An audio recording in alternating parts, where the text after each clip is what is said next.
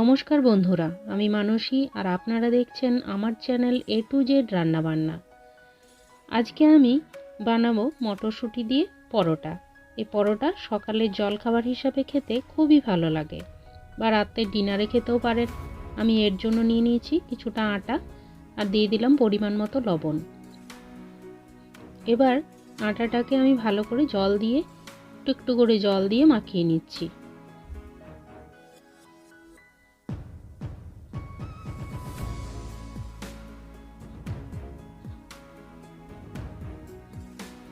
আটাটা মাখানো হয়ে গেছে।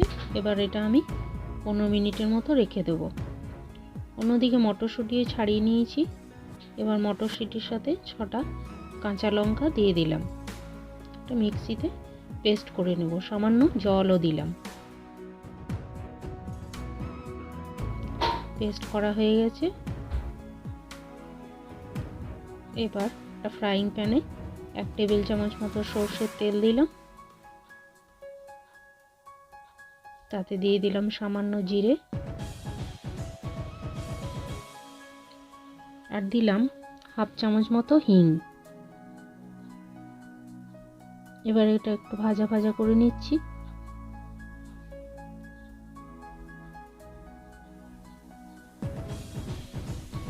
হাফ চামচ মতো গ্রেট করা আদা দিলাম।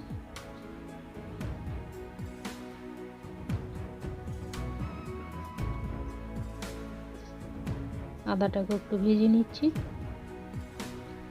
এবার দিয়ে দিলাম পেস্ট করা মটরশুঁটিটা।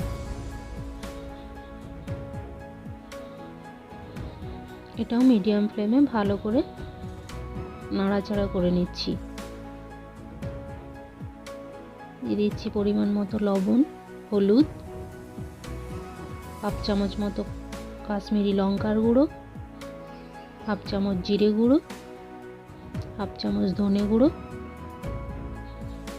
এবার এগুলোকে সব একসাথে ভালো করে মিশিয়ে নেব।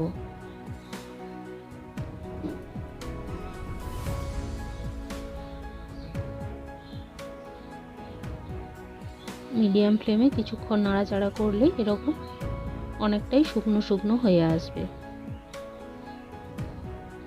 দিয়ে দিলাম হাফ চামচ মতো চিনি। চিনিটাকেও ভালো করে মিশিয়ে নিচ্ছি।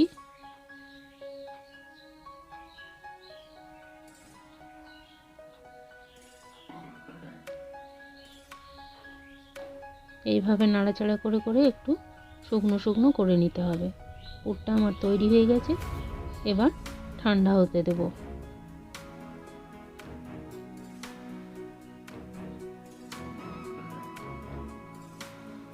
দশ মিনিট পর আটাটাকে আমি আবারও একটু মাখিয়ে নিচ্ছি।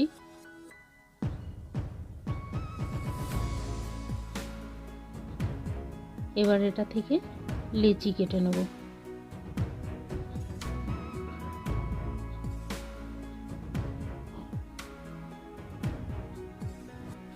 লিচিটা গোল করে নিয়ে একটা বাটির আকার দিয়ে নিচ্ছি এবং মটরশুঁটির পুরটা ভালো করে একটু বেশি করে দিয়ে বাটির মুখটা বন্ধ করে নেব।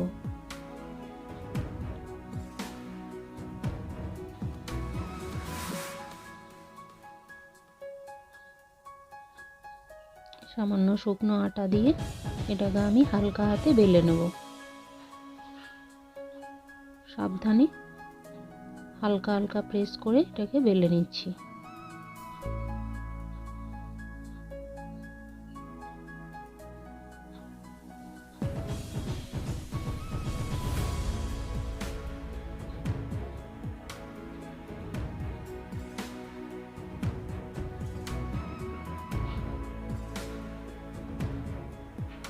এবার প্যান গরম করে তাতে দিয়ে দিলাম পরোটাটা।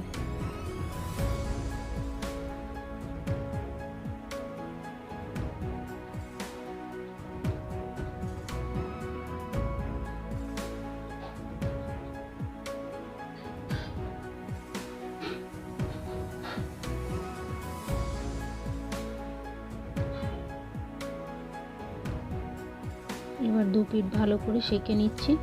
দেখুন কত সুন্দর ফুলে উঠছে।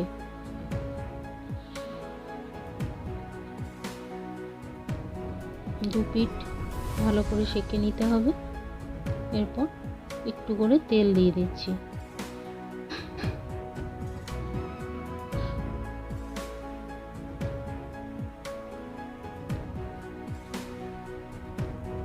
এবার এপিঠ ওপিঠ করে ভালো করে পরোটাটা ভেজে নিতে হবে। এইভাবে আমি পরোটাগুলো বানিয়ে নিয়েছি। আপনাদের যদি এই রেসিপিটি ভালো লাগে থাকে তাহলে প্লিজ লাইক, শেয়ার এবং সাবস্ক্রাইব করবেন এবং কমেন্ট বক্সে কমেন্ট করে অতি অবশ্যই জানাবেন। নমস্কার।